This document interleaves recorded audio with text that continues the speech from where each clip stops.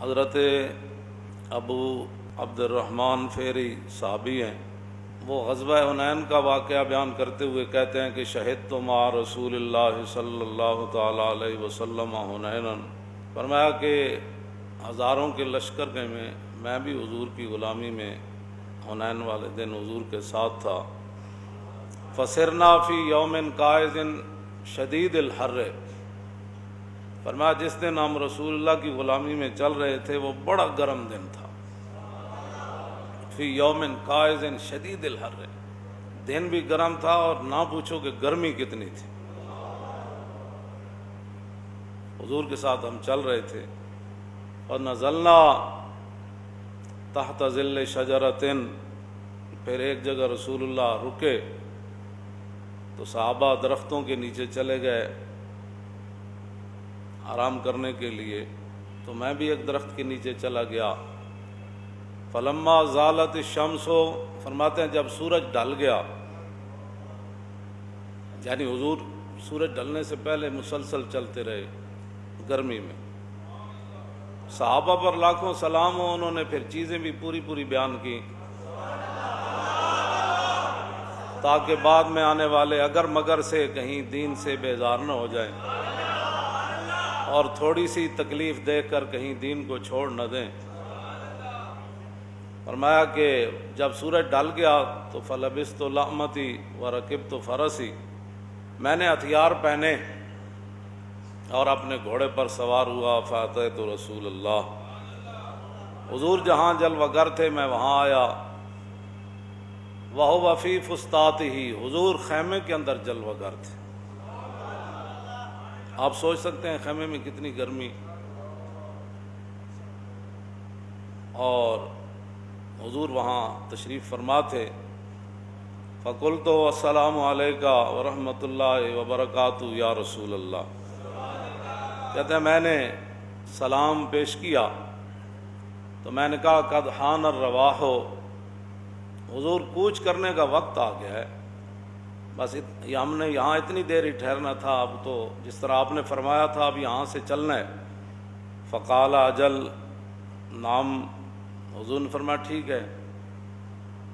اگلی باتیں جو ہے نا وہ بات تو ہر ایک ہی بے حساب ہے اور اس کی کوئی حد نہیں ہے، لیکن کہتے ہیں ثم قال قم یا بلال، میں نے جب عرض کی کہ حضور کوچ کا وقت ہو گیا تو حضور نے فرمایا بلال اٹھیے، تو کہتے ہیں فسارا من ذل سمرۃ کأن ذلہ ذل طائر، فرماتے ہیں کہ جس طرح بندے کو اچانک آواز دی جائے نا تو بندہ بڑا لڑکھڑاتے ہوئے تیزی سے اٹھتا ہے۔ کہتے ہیں حضرت بلال ایک کیکر کے درخت سے بڑی تیزی سے اٹھے، اور اگلی جو بات ہے وہ بڑی عجیب ہے۔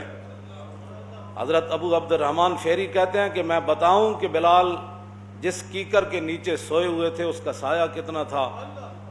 فرمایا کأن ذلہ ذل طائر، فرمایا جس طرح ایک پرندے کا سایہ ہوتا ہے نا، پرندے کا سایہ کتنا ہوتا ہے؟ فرمایا اتنا اس کیکر کے درخت کا سایہ تھا، اور بلال تیزی سے اٹھے۔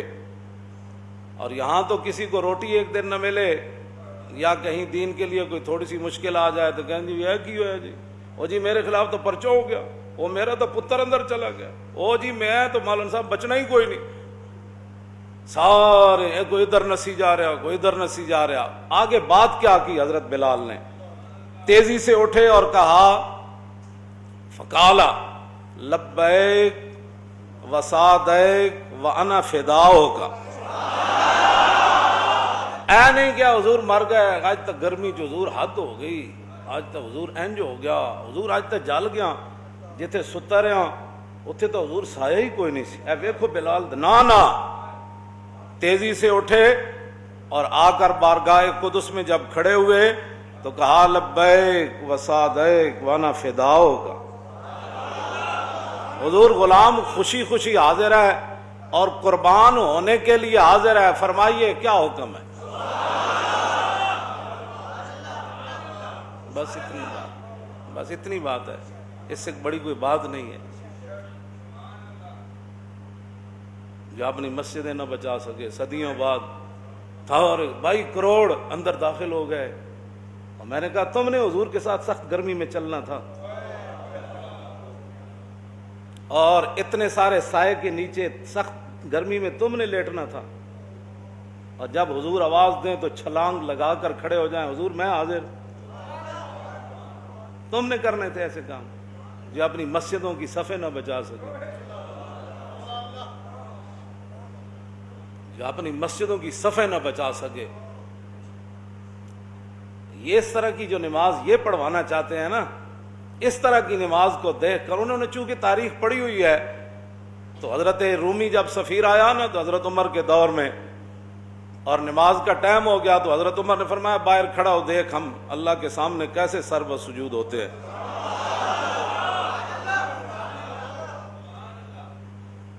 جب حضرت عمر نے تیر کی طرح صفیں سیدھی کی نا ایسے کر کے, تو رومی سفیر یہ منظر دیکھ کر غش کھا کے گر گیا, کہنے لگا عمر تو سانو کسے کام دا نہیں چھوڑیا. یہ کام جو پانی پلانے پر لڑ پڑتے تھے, تو انہیں ایک ہی صف میں ایسے سیدھا کیا جیسے تیر سیدھا ہوتا ہے. اس صف کو دیکھ کر کافروں کا جو سفیر تھا وہ بھی گر گیا تھا. جو صفیں تم بنانا چاہتے ہو ان کو دیکھ کر تو کوئی تصور بھی نہیں کرے گا کہ یہ وہ نماز تھی جو رسول اللہ نے پڑھائی تھی. اور پھر جن لوگوں نے دین کی حفاظت کرنی تھی, 40-40 لاکھ مرید, دین کے بڑے کام ہو رہے تھے, تو میں نے کہا کون سے کام ہو رہے تھے؟ ایک بتاؤ بات, جب تم دین کے لیے کھڑے ہو کبھی سپیکروں کے اتارنے سے لے کر علماء کی اوپر والے سپیکروں میں تقریریں بند کرنے سے لے کر نصاب سے قرآن و حدیث نکالنے سے لے کر ختم نبوت پر ڈاکے سے لے کر ممتاز قادری کی پھانسی سے لے کر, اور آج مسجدوں کی صفوں کے اندر بھی اتنا وقت, تم بتاؤ تم کب کھڑے ہوئے ہو دین کے لیے؟ تم نے تو ہر موقع پر, اقبال کہتا ہے نا یہ مصرع لکھ دیا کسی شوخ نے محراب مسجد پر, کہ یہ ناداں گر گئے سجدے میں جب وقت قیام آیا. منڈیوں میں وقفے نہ ہوئے, بازاروں میں وقفے نہ ہوئے. ایک پولیس والا تھانے دار گاڑی میں آتا ہے تھانے سے, پوری نفری بٹھا کر لاتا ہے, وہ 5 فٹ پر نہیں بٹھاتا اپنے ملازم, لیکن وہی جب مسجد میں آ جائیں تو 5 فٹ کا وقفہ ضروری ہو جاتا. 5 باپ بیٹے گھر سے نکلے تراویح پڑھنے کے لیے, گھر میں بھی اکٹھے بیٹھے تھے اور گاڑی میں بھی اکٹھے بیٹھے ہیں, لیکن جب مسجد کے دروازے کے اندر آ گئے تو کہا نہیں 5-5 فٹ دور ہو جاؤ. گھر میں بھی 5 باپ بیٹا اکٹھے بیٹھے تھے, ان کو نہیں لگا کرونا اور گاڑی میں بھی نہیں لگا, لیکن جب مسجد میں داخل ہوئے تو کرونا آ گیا. اقبال قلندر لاہوری نے یہ بات کی تھی, کہتا از غلامی دل بمیرت در بدن, از غلامی روح گردت بار تن, از غلامی ذوف پیری در شباب, از غلامی شیر غاب افگند ناب, از غلامی بزم ملت فرد فرد, این و آن با این و آن اندر نبرد. میں کہتا تھا اقبال یہ بات کیسے کر گیا, کے اندر قیام وہیں در سجود, کاروبارش چوں صلاتے بے امام. میں تو سوچتا تھا اقبال یہ بات کیسے کر گیا کہ ایک سجدے میں ہے دوسرا قیام میں ہے, ایک یہاں کھڑا ہے دوسرا 5 فٹ پر کھڑا ہے اور جماعت ہو رہی ہے. جو بندہ کچا پیاز کھاتا ہے نا اور لہسن کھاتا ہے, حضور نے فرمایا وہ مسجد میں نہ آئے. کیوں نہ ہے؟ اس کے منہ سے بدبو آتی ہے, اور وہ ساتھ نمازیوں کو بھی تکلیف دے گا اور اللہ کے فرشتوں کو بھی تکلیف دے گا. میں جو بات کرنے لگا ہوں بڑی توجہ سے سننی ہے. اگر کوئی صفوں میں گنجائش کی بات ہوتی نا تو حضور نے فرمایا تو گھر بیٹھ, تو نے نہیں آنا, تو گھر بیٹھ. اگر اس کے لیے کوئی اس طرح کی بات ہوتی تو حضور فرماتے مسجد میں تو آ جا, لیکن 5 فٹ کے واسطے پر کھڑا ہو جا, ورنہ تو گھر بیٹھ. اور یہاں بڑے بڑے لوگ جب بات آئی ہے دین کی تو دین کی ترجمانی کرو, وہ آ گئے نہیں جی ٹھیک ہے ہم وقفہ کر لیں گے, یہ کر لیں گے, ہم وہ کر لیں گے. وہ پوچھو تو صحیح کہ ہم نے بھی کبھی مداخلت کیا تمہارے تھانے میں؟